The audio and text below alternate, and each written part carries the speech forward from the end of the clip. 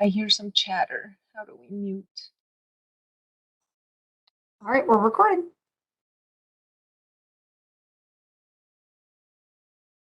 Hi, everyone. Thank you for joining. Here's our agenda for this meeting. We will go through the topics listed and take pauses to discuss. We are not taking attendance, so hopefully this makes you more comfortable to participate today. Please use the chat only for questions, and please keep your line muted until we pause for discussions. The links and the resources of the slides will be pasted into chat at the end, and the slides and recording will be shared with you in a few days. Now let's get started. Welcome everyone. My name is Svetlana. I'm the director of IPRO ESRD Networks Data Department. And joining us today are Sue Caponi, the Vice President and CEO of the IPRO ESRD Network Program, and Danielle Daly and Victoria Cash, the Executive Directors of our ESRD networks. They are here to offer support in your efforts to improve facility compliance rates for EQRS measures. I hear some chatting. Can we mute everyone, Steph? We also want to share with you a map of the states that IPRO oversees, as well as a number of patients and facilities in each.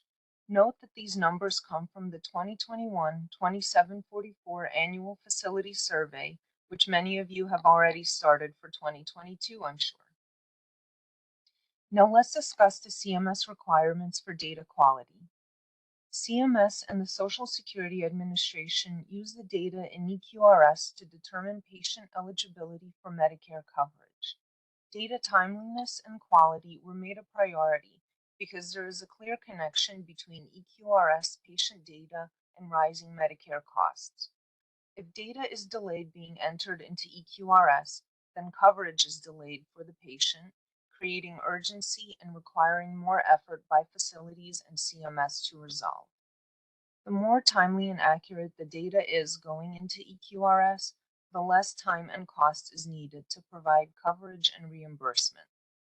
The three EQRS measures CMS identified as needing improvements in timeliness and accuracy are facilities admitting patients into EQRS within 5 business days of starting treatment, facilities submitting initial 2728 forms within 45 days of the new ESRD admission, and facilities submitting 2746 forms within 14 days of the patient's date of death. IPRO sends these reports to each facility every month, which shows the most current rate in each of the three measures, along with rates from prior months, so facilities can see if their rates are improving. Note that the rates are an average of the last 12 months of data. For example, the numerator is the number of admits submitted on time in the last 12 months, and the denominator is the total number of admits submitted in the last 12 months. So basically, it is the number of on time over number of total submitted, which gives you the monthly rate. The report also includes the UPIs that are counted as late and for which measure. These reports give facilities an opportunity to make corrections as well. We will see some examples of this later today. If you and your team are not receiving these reports, be sure to update your information in our contact management portal so that you start receiving them. As of December 2022, here are the national level and IPRO network level rates for each measure. Compare these to your facility report to see how your facility is performing relative to these benchmarks. Unfortunately, we are seeing some facilities continue to trend at a low rate, and some facilities are projected to trend downward, both of which are concerning. Let's dig a bit deeper into admits within 5 business days. If a patient starts dialyzing at your facility on day 1, then the actual entry into EQRS has to be completed within day 1 plus 5 minus any weekends in between. Even if the patient treated at your facility previously but left and then returned, that transfer in needs to be completed within 5 days of them restarting treatment. These are some factors to consider when deciding whether a patient should be admitted into EQRS at all. Are they ESRD or AKI? Are they coming for a short visit or do they plan to stay at least 30 days? Does your facility have all the correct information needed to admit the patient into EQRS? Some facilities have told us that they do not admit the patient into EQRS until they get the 2728 form from the prior facility. This is not good practice. The admitting facility should know that they can get the 2728 directly in EQRS after admitting the patient. We also hear from facilities that they are not sure if the patient is AKI or if the nursing home patient will be staying for over 30 days. We advise that it is better to admit within 5 days and then discharge as acute or delete the entire admission once the correct status has been determined. This way they can remain compliant. Let's look at another example. Over here on the screen, we see that Facility A discharged the patient on 7/21 as transfer dialysis facility, and then they also transferred the patient back in on 8/11, which means that the patient was away from Facility A less than 30 days, so there was no need to discharge them at all.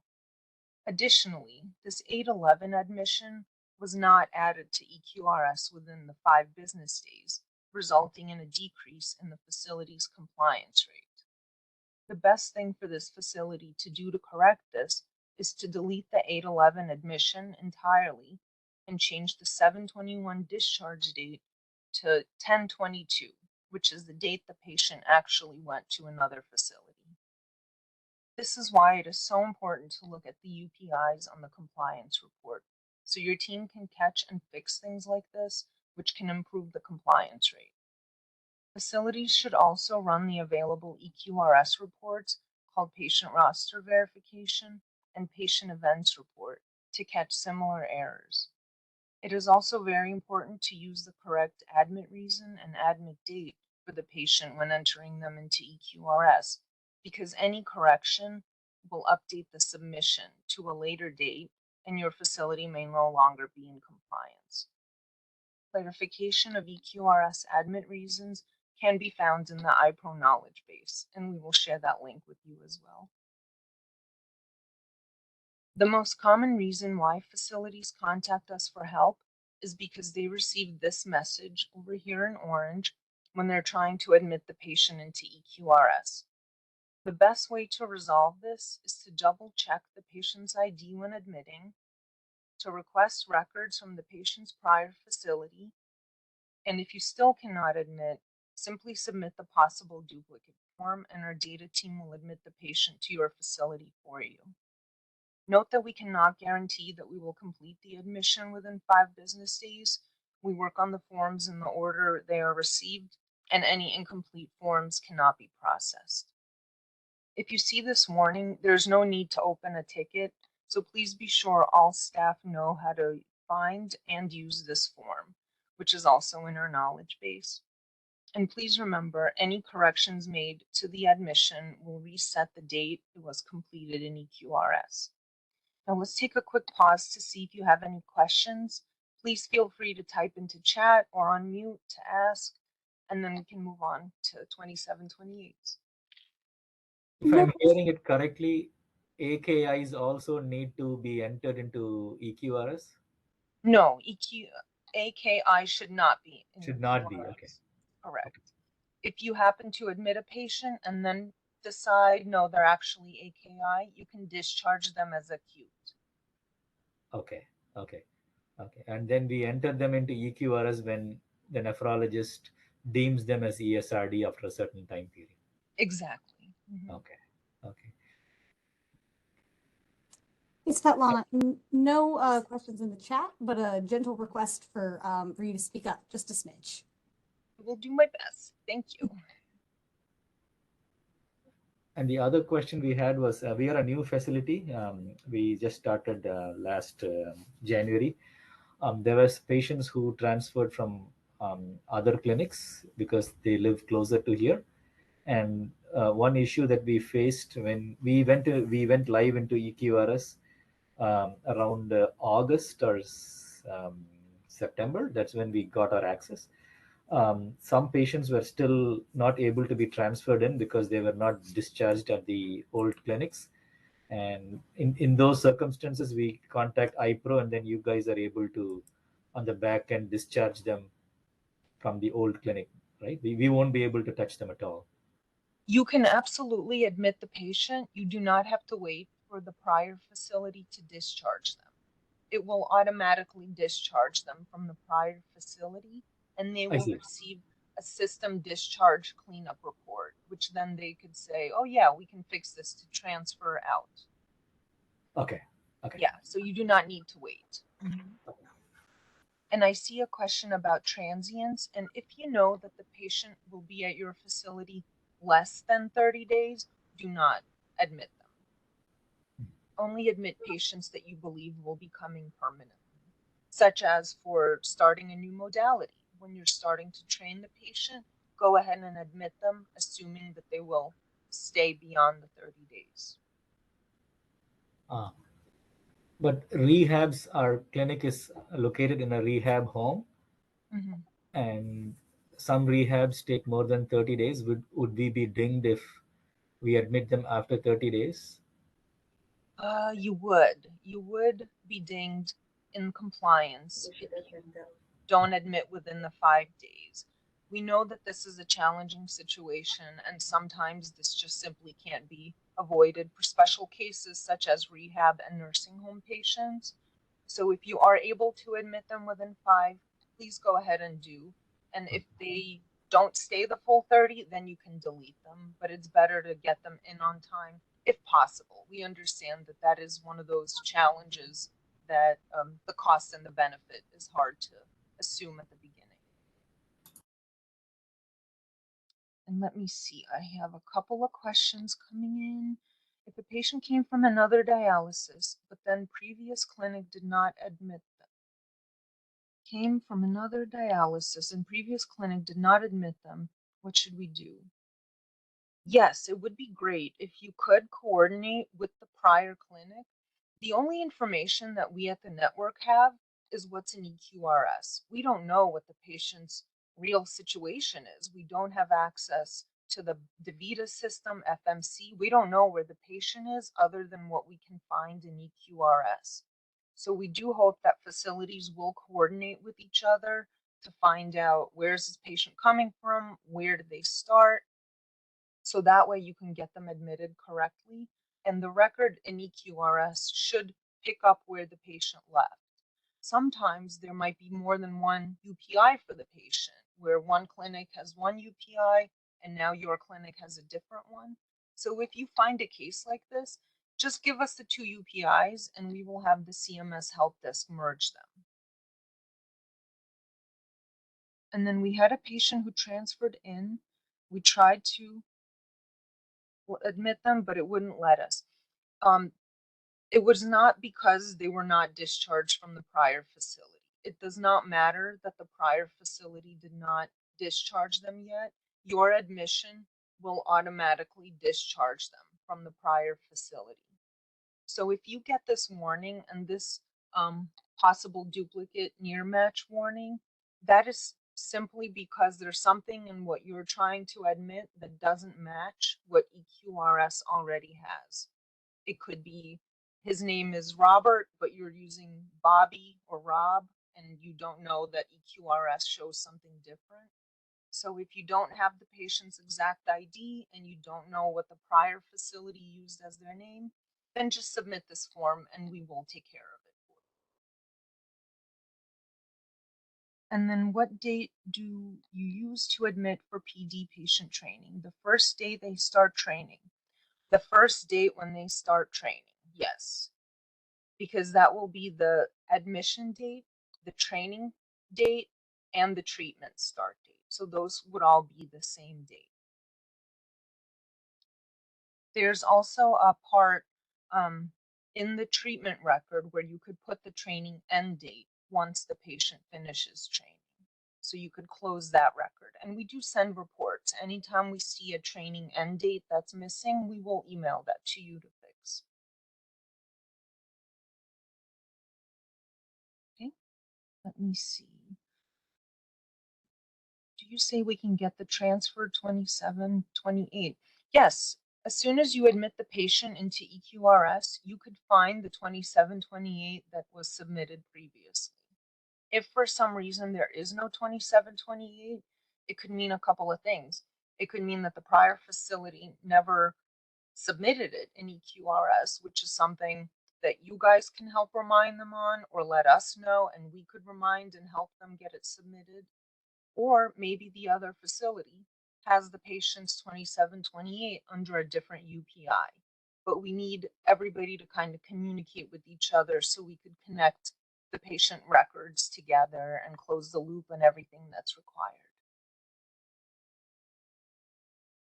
Our facility is a nursing home. We do not always know if the patient will stay with us permanently or will be transferred back to their home clinic. What should we do?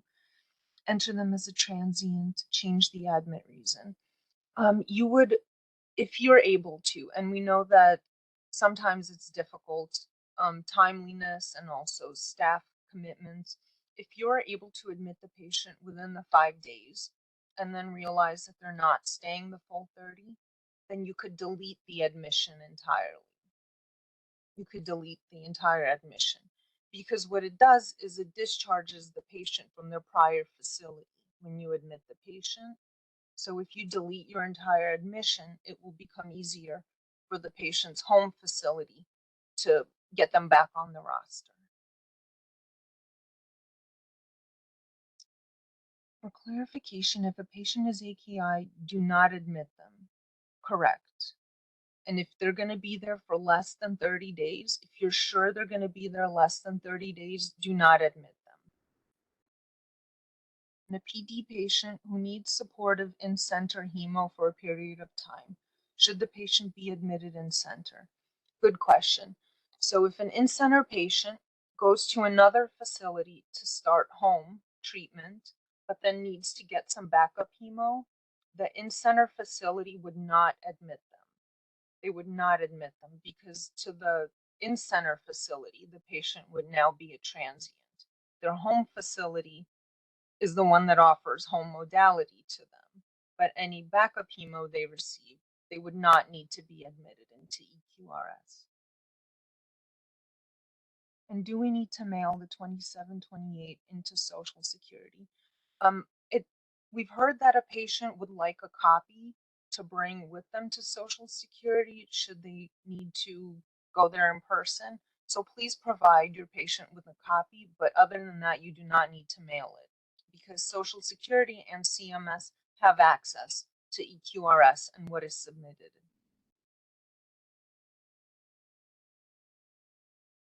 Anything else? That's it for questions I see. Any last questions? What if a home therapy patient requires backup for more than 30 days? We still do not advise that the in-center facility admit the patient because these aren't continuous long-term treatments. But once a patient is deemed that the home modality isn't going to work anymore and they decide to go back to in-center hemo, then you would need to discharge the patient and they would be readmitted into the in-center hemo facility. I hope that is clear. That's a little confusing.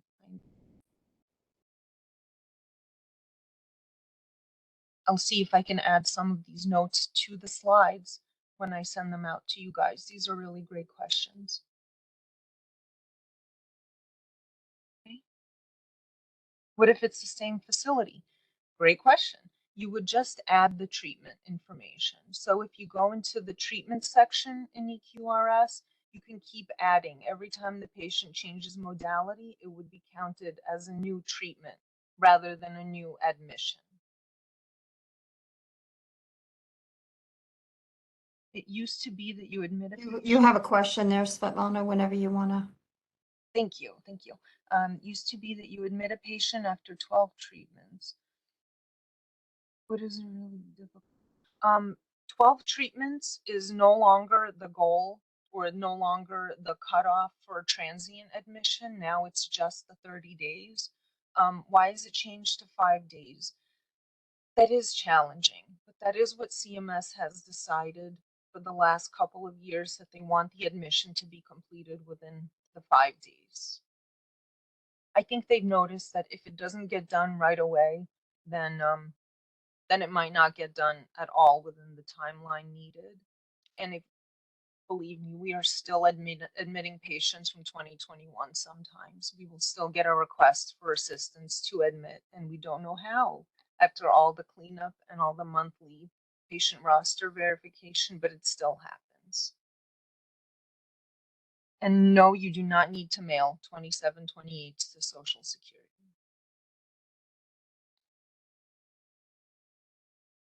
What clinical data is submitted?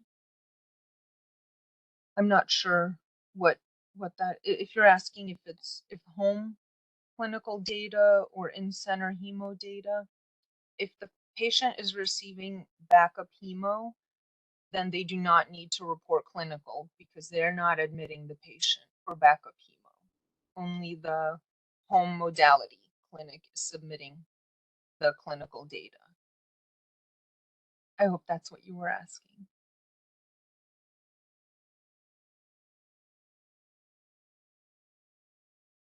All right, let's keep going, guys. All right, the initial 2728 form. It's required when a patient is first diagnosed as having end-stage renal disease or ESRD by a CMS certified dialysis provider. And I know it's a little repetitive, but each of these words is important. This qualifies a patient as eligible for Medicare coverage due to ESRD, regardless of age or any other medical condition. This form is completed entirely in EQRS, where CMS and Social Security can access it. And again, 2728 forms are completed only by CMS certified dialysis facilities and transplant centers, not hospitals, not nursing homes, not prisons, and not facilities located outside the United States. If a patient came from another country and is dialyzing for the first time at your facility in the United States, then that facility must complete the initial 2728 form.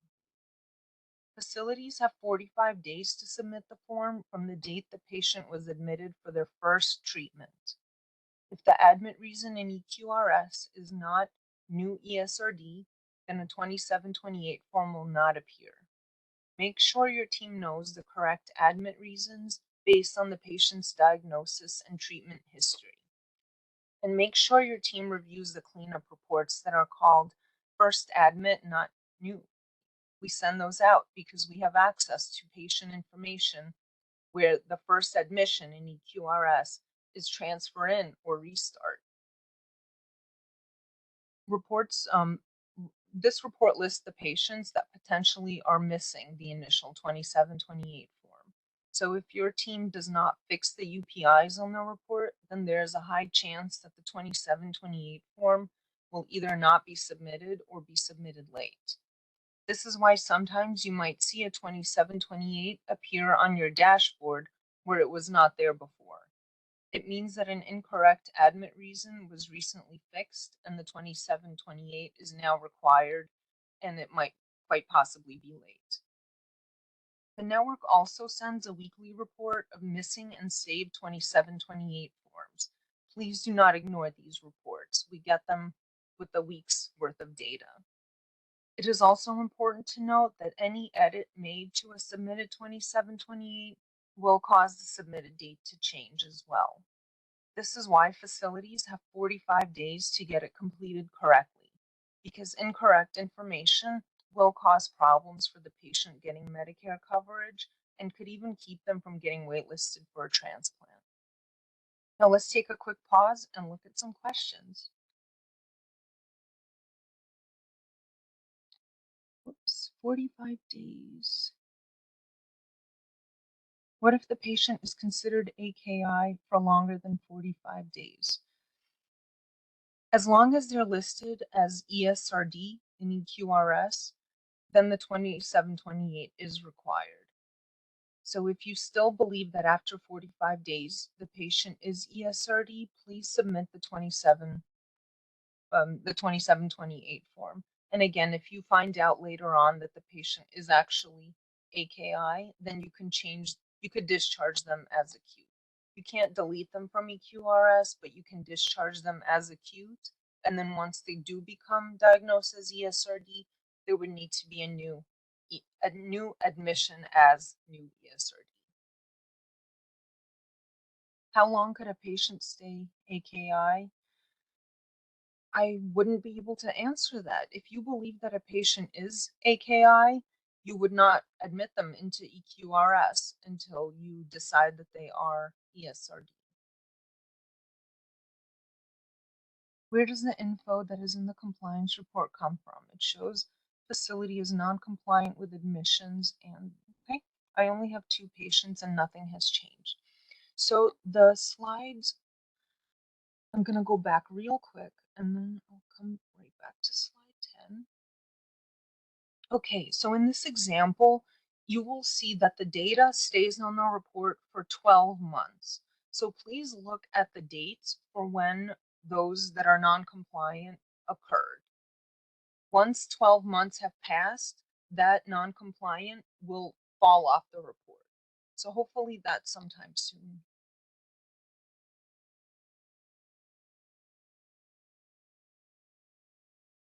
Where does the info in the compliance report come from? It pulls exactly out of when admits were completed, 27 28s were submitted, and 46s were submitted.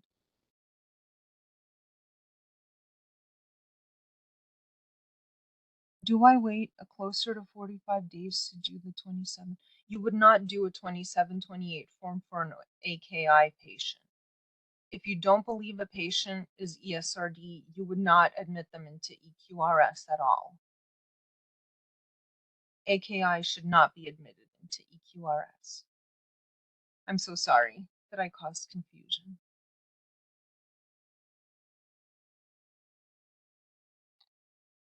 Okay. Any other questions?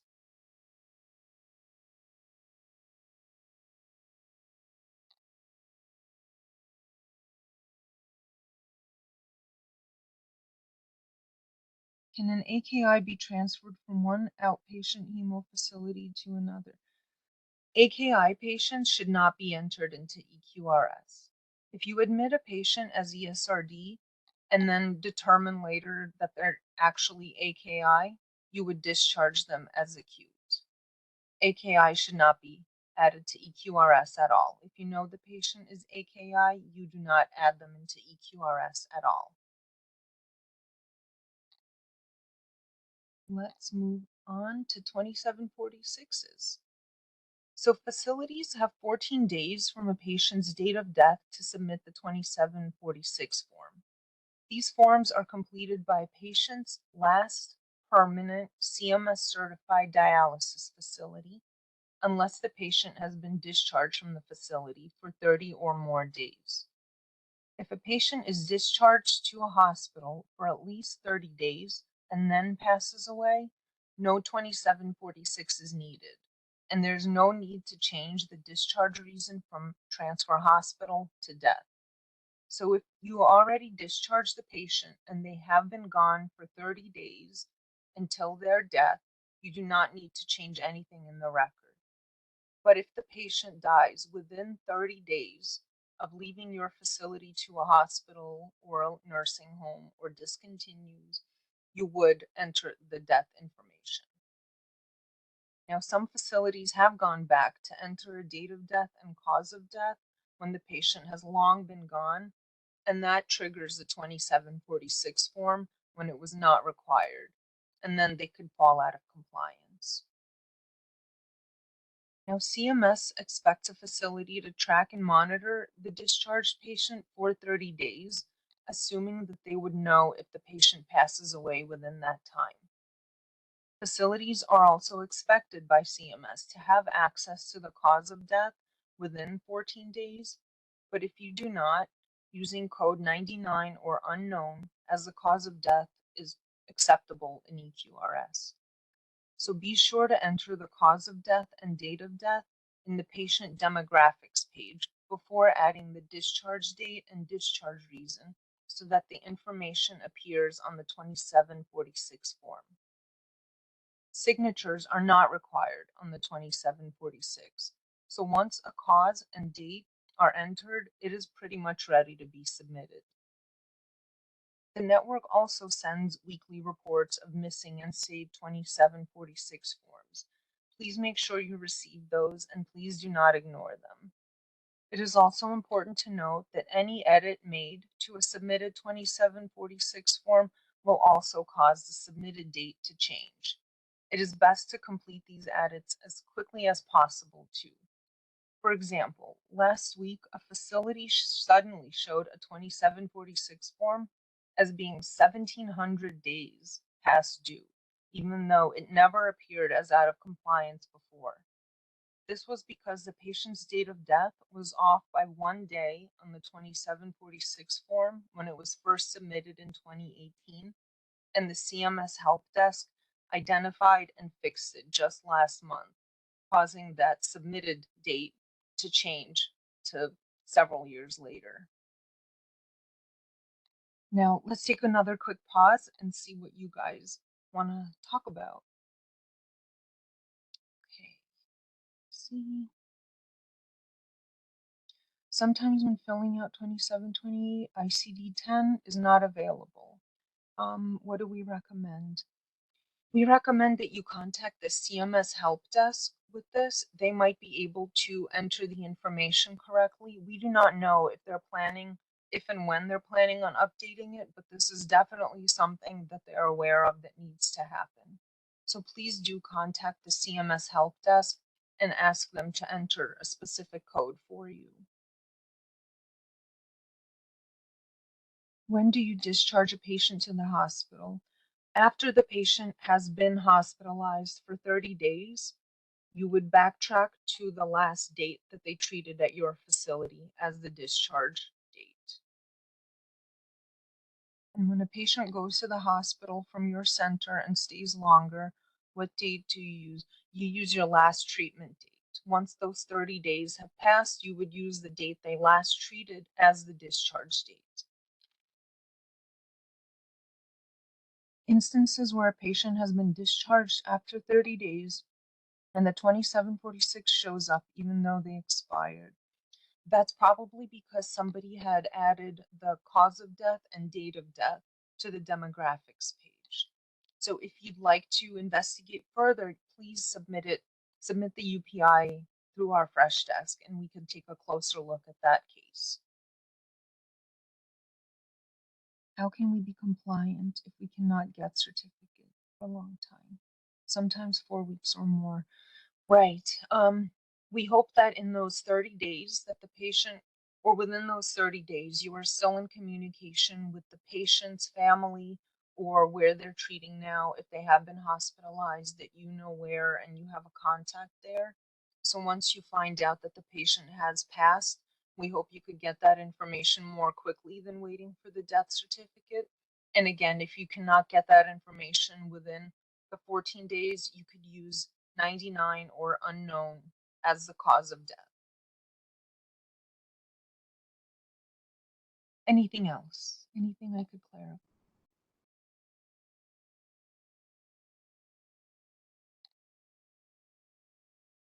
We know patient has passed but need death certificate for cause of death. I hope you could get that information directly from where the patient has passed away.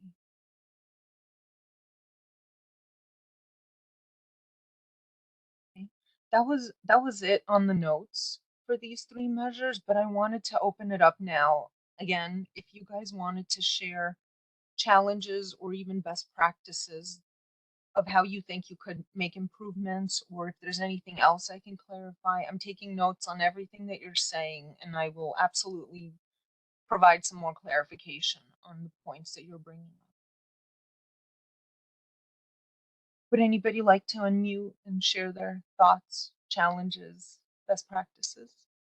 I just have a quick question about the meeting in general. At the bottom of the invite, it says facilities that don't attend will be required to provide the network with a written plan for improving EQRS compliance. How do you know we were there if you didn't take attendance? From registration. Okay, thank you.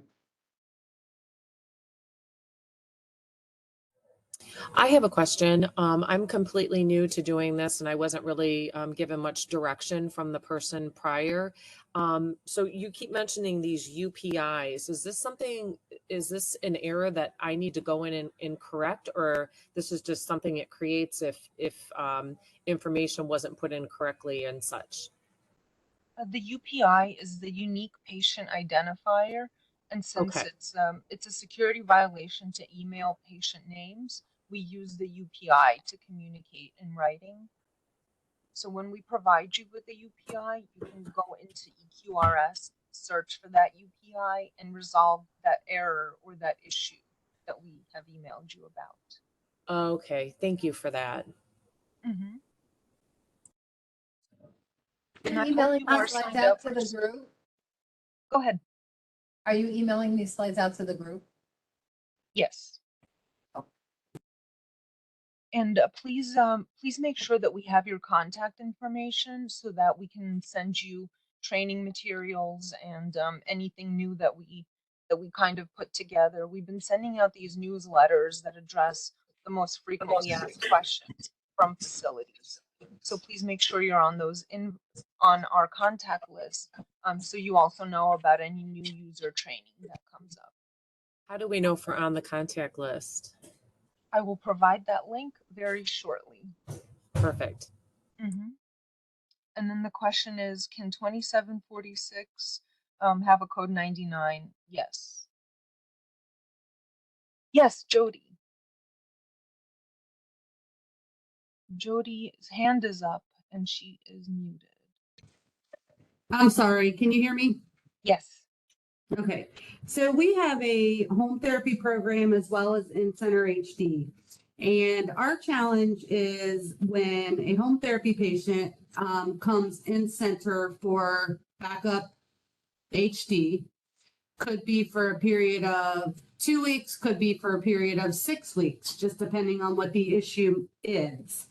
So I think we get confused as to whether or not we need to change the treatment modality. And if we don't change the treatment modality, then what clinical data for that month has to be submitted for the backup patient? So are you saying the patient is within your facility and changes modalities, or the patient comes from another facility to get back? No, they're within our facility. Mm-hmm. So you would change their treatment to in-center hemo, and then the labs that match in-center hemo would appear in your clinical section. And that would be done immediately or after 30 days? Well, facilities are given up to 3 full months to enter clinical data. The month of the treatment, and then 2 more months for you to enter that data. So within that time, hopefully you'll know how much more treatment does the patient need, how long did they treat at this modality. Now, I understand that, but if we're given,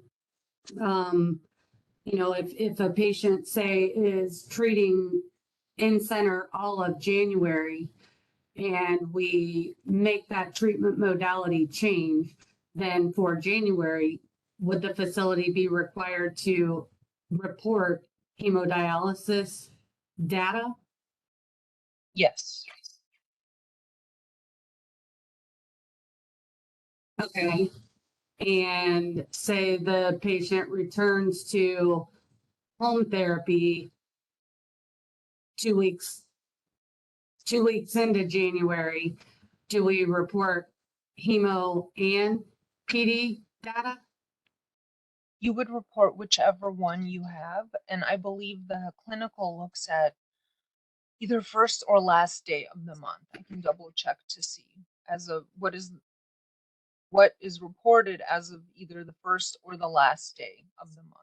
I'll get clarification on that. Okay, I believe it's the last day of the month, Last. but if for some reason the patient shows up on both clinical data, where you look to see who's missing clinical data for the month, the patient shows up in home therapy and in hemodialysis. And if home therapy doesn't have any information and marks the checkbox that says no data, Mhm. it automatically takes the patient off of the hemodialysis no data, or does that make sense? Like, they disappear from both lists if one or the other modality marks no clinical data. I will look into that. I've not heard that before, that it takes them off of both lists. I will look into that, Jody. Thank you. And you can maybe email me a response or what you find. Yes, will do. Will do. Thank you. Thank you. Mm-hmm. Where can we now enter vaccination records? Yes, the vaccination module has moved. You should now see vaccinations on the left side under the admissions treatments. There should be a vaccination section. I think it's right above the 2728 form. And we do have instructions for that in our knowledge base as well. And those have been emailed out quite a few times, and in IPRO Learn as well. I'll make sure it circulates again soon. If a patient was inputted into EQRS, actually AKI, how do I fix it? So it depends. You could either discharge the patient as AKI and then readmit them as new ESRD. But if that time period is very close together, then you could update the admit date to the actual ESRD admit date and then make sure that the treatment start date is also that ESRD date that you used for the admission. If a patient is in a sister unit and moved to your unit, considered new to your facility? No, they would be considered a transfer in. If they've previously dialyzed at another CMS certified dialysis facility, they would be a transfer in to your facility. In prison admits, would we admit him as a new in EQRS on the date he was admitted to us?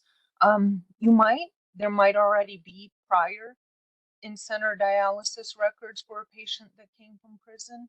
So you could try to do a transfer in. And if that doesn't work, you would submit the admit form and we will help figure it out. And they're both in-center and PD in 1 month. If you check no data, both modalities. I will double check and get back to everybody with what I hear from the help desk.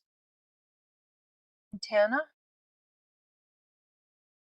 I see your hand raised. Hey. Yes, for the vaccines, back to the vaccination records, I did see where the vaccination records moved and I found those.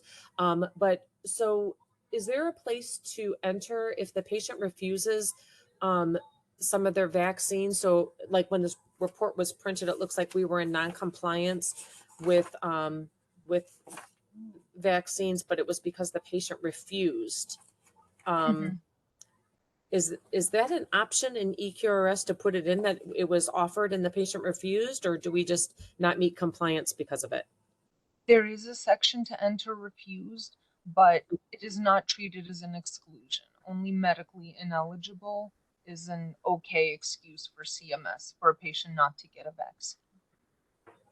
If you Okay, would so like, yeah, we are happy to help you try to troubleshoot that case for patients that refuse vaccinations. If you would like, we would love to kind of work with you to figure out another strategy to discuss this with the patient, if that's Okay. something you'd like us to. okay. Thank you. Sure. To link diagnosis codes to common medical diagnosis. I'm not sure how to answer that. I'm sorry. I don't know what link diagnosis codes to common medical. If they were update ICD-10 codes, They know that it is due. I don't have an ETA of when that might occur, though. It wouldn't let me discharge patient as AKI because he was put in as a transfer in. Okay, it wouldn't let discharge as an AKI. Then you might need to change the admit reason to new ESRD, and then it should let you change to AKI. I don't think I've heard of that being an error before, but please give that a shot. Yes, I think I saw a hand, maybe.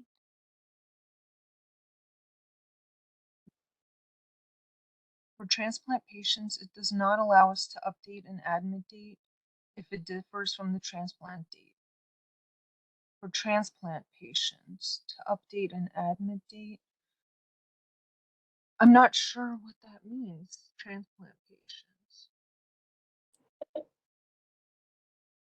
Would you like to elaborate? I'm not clear how transplant patients. Yeah, hi. So when we fill out the 2728, the transplant date is already in there and it automatically defaults to an admit date of the transplant itself. So some patients are admitted a day or two before. If it's a liver kidney patient, sometimes it's weeks before, and we don't have the ability to go in there and change that date for some reason. And whether it's functioning and what type of transplant is already in there. So it's kind of like, that's the one piece that we can't change. Right. You would just send us a ticket and we will update the functional, not functional for you. We will take care of that for Or you. the admit date. Okay, so that's what I've been doing. I just didn't know if there was an easier way not to bug you guys, but we don't have Not at access this to that. time. Okay. Yeah. Mm-hmm. Thank you. Sure. Regarding vaccinations, when searching data, COVID vaccine, it doesn't show up. Correct. COVID vaccinations are in NHSN. That's where those would be entered, NHSN.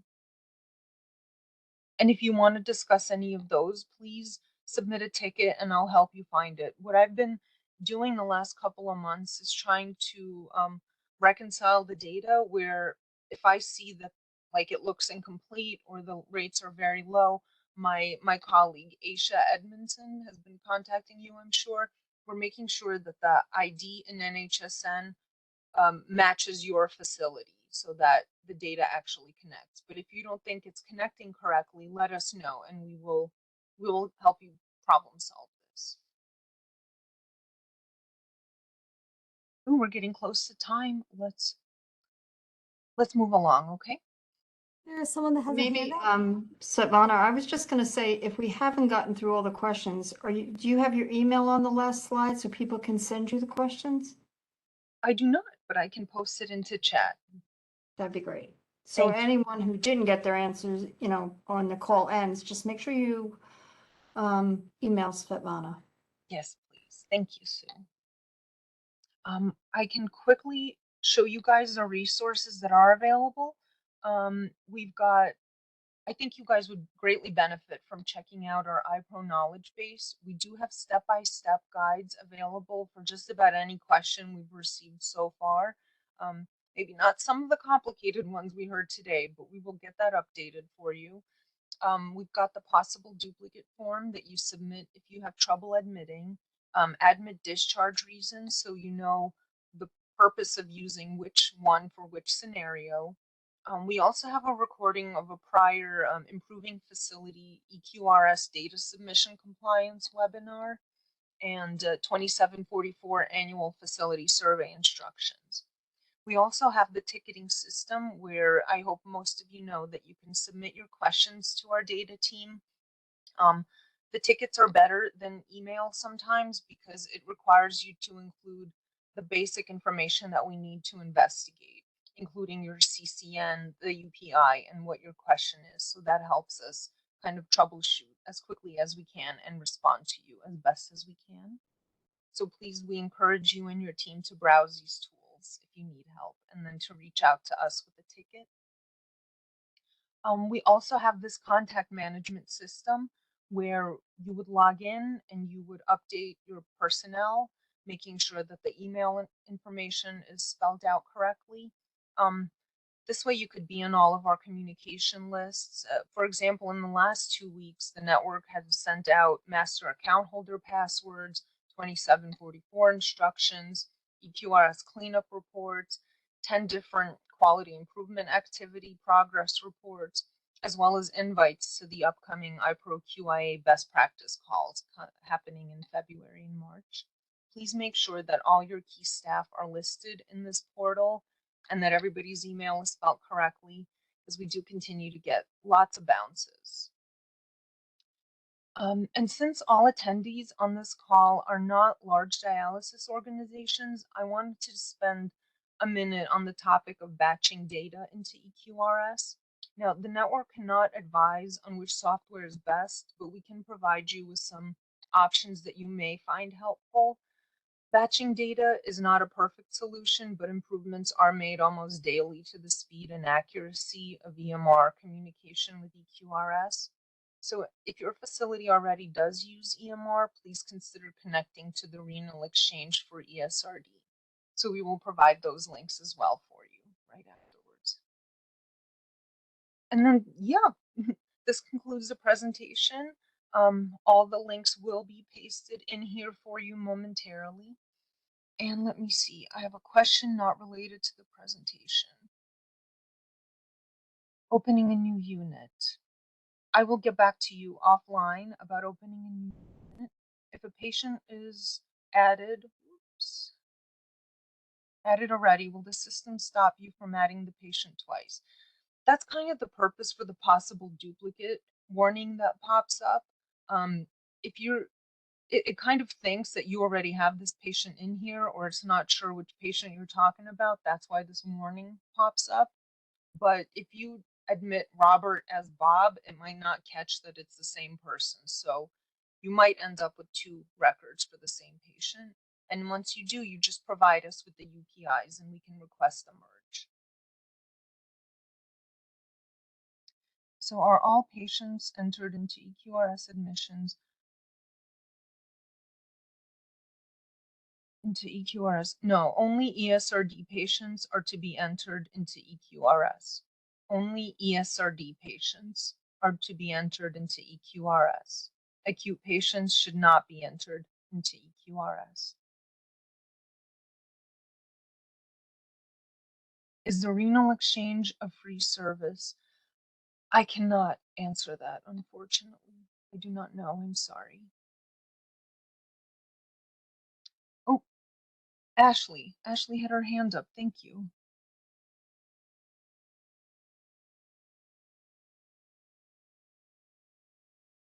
I don't see Ashley. Anybody have any questions or comments?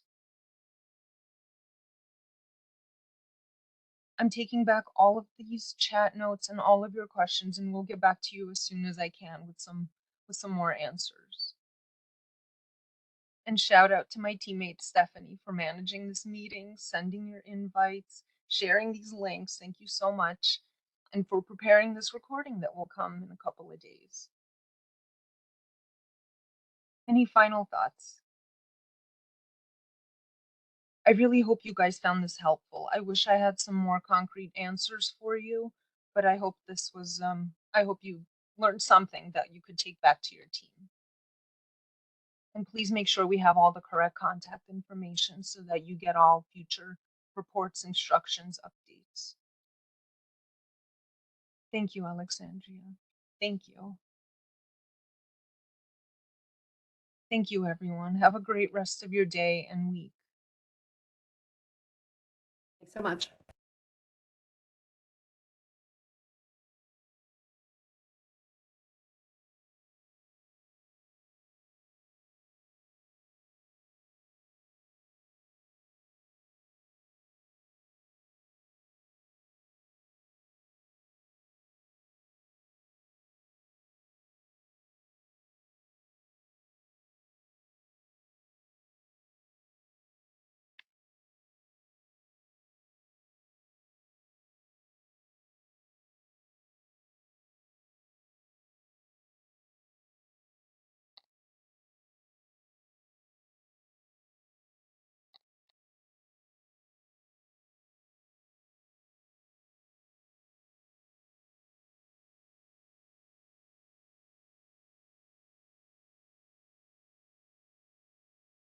All right. Bye-bye, everybody.